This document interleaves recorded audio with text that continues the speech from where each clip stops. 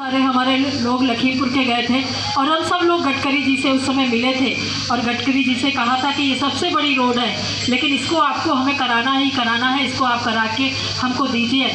और उन्होंने उस रोड को स्वीकृत किया था। उत्तर प्रदेश में सबसे बड़ी रोड थी, सबसे ज़्यादा फंड उसको मिला था। आज वो बहराइच के आगे तक बन के जा रही है, बहुत अच्छा उसका लाभ लोगों को मिल रहा है।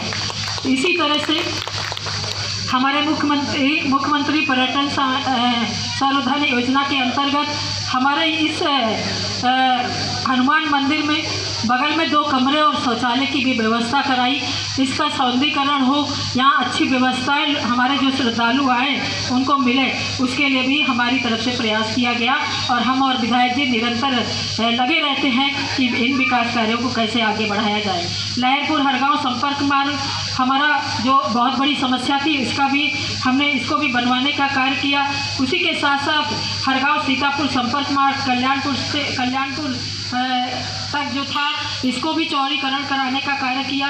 हरगांव नगर पंचायत के जो अंत्येष्टि था उसको भी बनवाने का कार्य किया। नवीन नगर से शाहपुर भटपर तक ये रोड जो हमारी बहुत विषय गंभीर बना हुआ था, इसको भी उच्चीकरण कराने का कार्य किया। ऐसे ही ऊर्जापुर में विद्युत उपकेंद्र की स्थापना कराई। ऐसे कई उपकेंद्र हैं जो हमने अपने पूरी लोकसभा में कम से कम 20-25 ऐसे उपकेंद्र हैं जहाँ पे मैंने इनकी स्थापना कराई है, जहाँ पे लोगों को अच्छी लाइट सुविधा मिले। उसी के उपलक्ष्य में झरेकापुर में बहुत समय से मांग चली आ रही थी, इसका भी कार्य कराया गया।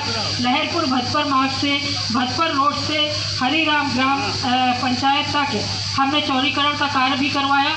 सीतापुर लखीमपुर संपर्क मार्ग झरेकापुर वाला, इसको भी कराने का कार्य किया गया। सीतापुर लखीमपुर संपर्क मार्ग हरिहरपुर, इसको भी कराने का कार्य किया गया। सीतापुर लखीमपुर संपर्क मार्ग धननाग से गौरैया तक, ये भी हमने पूर्ण कराया। इसी तरह से पर्यटन विभाग से हमने मुमताजपुर और कौन सा है अलावपुर, इसमें भी हमने मंदिर के लिए पैसा स्वीकृत कराया, सौंदर्यीकरण का कार्य कराया गया। अगर मैं आप सबको गिनाने बैठूंगी तो बहुत सारी ऐसी कार्य हुए हैं, लेकिन मैंने शिक्षा को हमने जो स्तर था उसको बढ़ाया है। बच्चों को सुविधाएं अच्छी मिले जिससे वो अच्छी तरह से शिक्षा ले पाए, उसमें हमने अच्छा कार्य किया है। इस तरह से हमने अपने देश के जो समस्याएं थी उनको एक साथ समेटते हुए योजनाओं के माध्यम से हमने जनता को लाभ देने का कार्य किया है। आप सब लोग जानते हैं इस बीच में बहुत सारी देश में घटनाएं भी हुई।